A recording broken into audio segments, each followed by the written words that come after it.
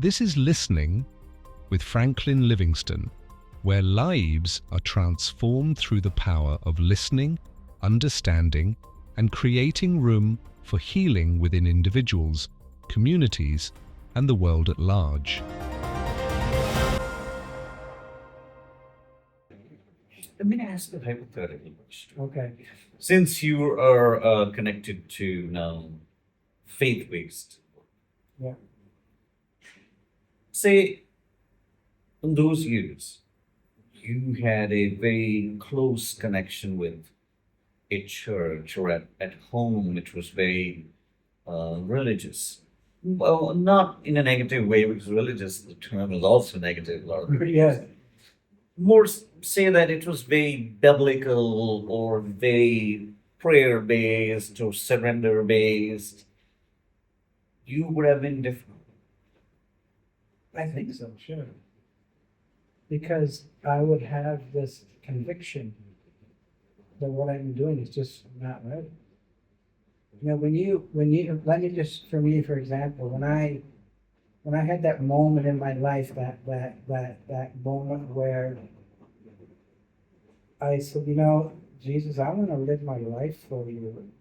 Because, and if you want, I can share that story later, but how I came to know Jesus.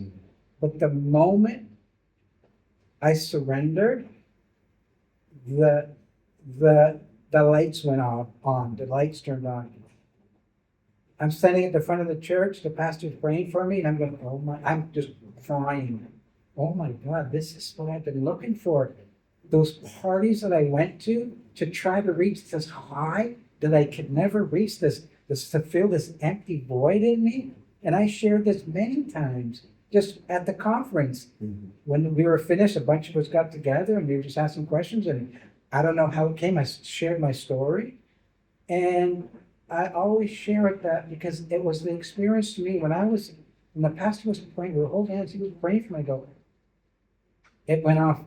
This is what I've been looking for. This is that. I felt this weight lift off. When I walked outside the church, everything looked 4K. There was no such thing as 4K back then. But everything looked clear. The sky was blue. The trees were very high definition. You know, it's something happened. As if your DNA started to just rebuild itself. Well, I don't know what it was, but Wow. it was a 4K. I'm trying to understand. Yeah, but I mean, Everything was reset. Well, to me, looking back, it was some sort of a spiritual rebirth. Mm-hmm. You know, because I really never thought about God. I remember walking in Windsor, Ontario, Canada, walking downtown. I'm this guy that I got these walls up, right? This is before that. These walls were up, and I remember people handing me a what they call a tract about Jesus. And I remember looking at it, laughing, ripping up, and throwing it away. What do I need Jesus for? Right. What do I need Jesus for? You know? But when I thought when I first, there's a backstory to this. When people trying to get me, I used to own a VCR and TV repair shop.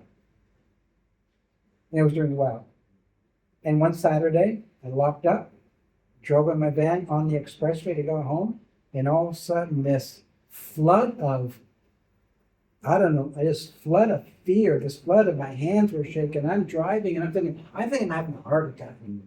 And it was like somebody just came and turned the light. It just hit me. I went home. I didn't know what was going on. I couldn't sleep. I took a couple of shots of whiskey, whatever, to sleep. I shared it with my neighbor the next day. I don't know what's going on. You know, maybe it was a panic attack. Maybe it was anxiety. What is that? Mm-hmm. You know, and then I would have them. Then they invited me to church, and I said, no. One time I said, okay, I'll go, just to keep them quiet.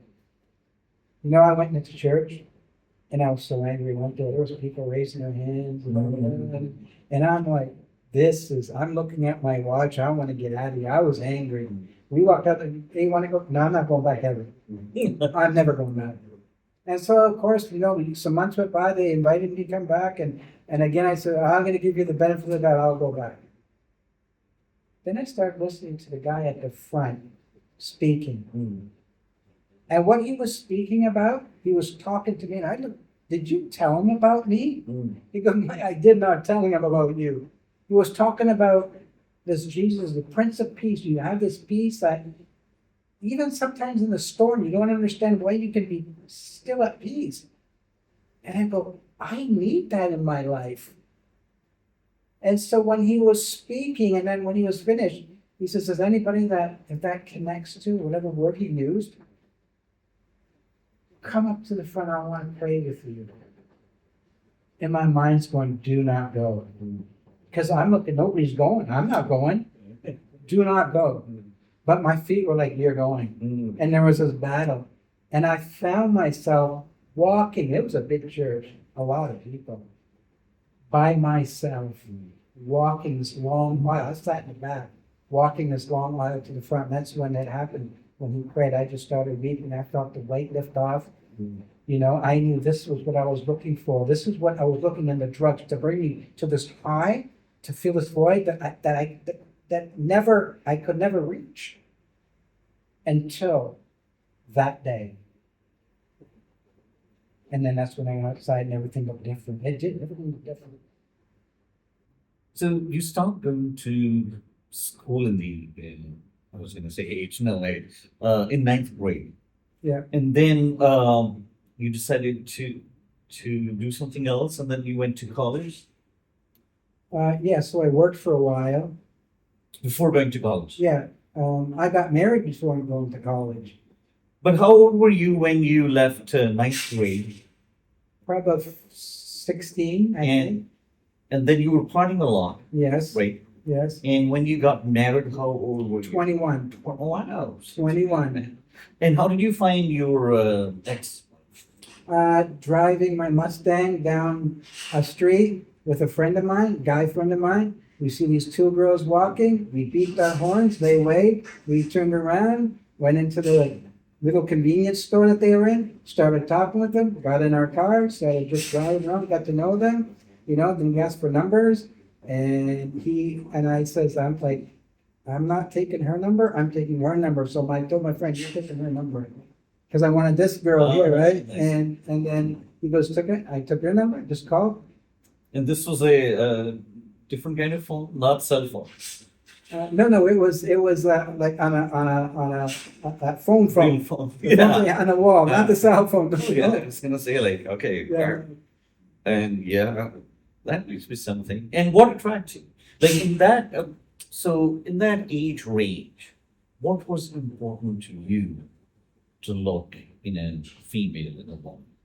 Well, I was looking for looks, and then yeah, she was very good looking. Because that's what your own now, as we call it, struggle was. Because you wanted to fit in, you wanted to look like somebody, whoever that was, and you wanted your partner to be the same way too. Because even your story, when I'm visualizing it comes to my mind as if it's a southern country song. Built on Rocky. Oh yes, right. And that's, Classic car. Now it looks classic, right? and then we Yeah. and then turn around. And they wave and we turn around. Yeah, that's a very song type Yeah. video song, music song. So that's great. So, but what did you learn? What was good about it? What was unwise about it? Because there's always an outcome. Yeah. And definitely there was something that you might have learned. Well, in the end, you did not. Get to know the person. So for me, example, okay, she was a good-looking girl, but there's also the person behind the looks, right? And I wanted somebody genuine. I wanted, somebody that's genuine, faithful, outgoing, stuff like that, And, sometimes, maybe most times, when we meet somebody, we put our best foot forward. As you get to know somebody, you start to see the little things that are, oh, I didn't know that, didn't see that about you at the very beginning. Not that you're, looking, but you want somebody that is open and honest and truthful, even because it sounds kind of contradictory of how I was, right? I want to paint this picture about me, right? I want somebody that was sincere. You know, I wanted somebody that cared, not necessarily for the person you're dating or married to, but just cared about life in general. And if I were to ask you, while you were in this relationship, were you giving her the same things you were expecting? Were you aware of the fact that either or, I am being caring, I am being generous, I am being forgiving, I am being considerate, or you were the kind of guy you didn't it didn't cross your mind, but you were just expecting it. I think as we got more into the relationship, you know, I wasn't just looking for a one night stand, you know, that maybe, hey, I think I can, you know, love this girl, you know. And as the relationship grew, of course, we got married, right? And when you get married, as we know, when you get married, then you don't go to the bars, you don't drive your Mustang down the street honking at girls and picking them up, right? So yes, did that change me? Absolutely, absolutely. You know, yeah, I understand the difference of you're single and now you're married. So single life is totally different from married life, right? Because you grew up in a very, as I said earlier, a very put together household. Yeah, Just there are people who are still Jews. So they don't live by that principle. Yeah. Not everybody's like that. yes, But you decided not to because you were aware now I'm married and certain things must change and you do change. yes, But what I'm hearing is the lack in this whole situation was not getting to know the person you're about to marry fully. I mean, you can't really know somebody 100%, but still right, to the point where you were making this decision to spend rest of the life with them. right. So that's important. Right. Or even, you know, I would even go further to say that understanding the culture, like, so yeah, we're all living in Canada, but we all come from different cultures, whether it's Italian, whatever it might be, Lebanese, Spanish. I mean, you know, it doesn't, you know, get to understand their culture and what their culture is all about, you know, and that might give you a better clue of what to expect in a marriage, I guess, you know, and maybe that's something that I didn't do. I said, hey, listen, I know this girl now, we've known each other now for a while, and we're getting married, and that's it. I can't agree more with you because I think so. I even go further and say subcultures. People can look identical. They can eat the same food, live the same lifestyle. Let's say they all say we are all from Georgia, we are Midwesterners, but the school they went to, state school versus a private school, the churches they went to, Roman Catholic Church versus a Pentecostal church, as an example, that shapes you so differently. You might not know until you run into a situation that reveals that truth. Sure. And I agree with you that that's something one should be well aware of. Yes. Minor little things. Like I remember my cousin, one of my cousins got married to a Catholic family, and now both of these people are not well informed and literate at all, but burning the candle where or not, reading which version of the Bible created a lot of conflict. Now, these are minor things at a surface level, but if you are building a household, then you can talk about like, okay, my kid is going to this school or this school of mass or this. I don't want my kid to get communion at this church because they don't believe in transubstantiation. You know. Right. So I agree with you. That's great. Great learning. Great piece of advice. So if, say, let me throw a hypothetical question. Say in that age range, you were well committed to a particular kind of denomination. Even if it wasn't like denomination ritualistically, say evangelical, Pentecostalism, or you knew where you stood in terms of a biblical belief system. And then you had met the same woman. do you think results might have been different? Maybe going in there, going into the marriage with that base foundation, maybe, because I when I shared the story about the church and going to church, I was married, which I might have said at that time, and through the years, we knew how to speak Christianese, but sometimes our life wouldn't reflect that. And our life wouldn't reflect that to our children, which matters the most. So they would get a mixed message, you know. And I always, when I talk about this, I will never talk back about their mom, which I never did. And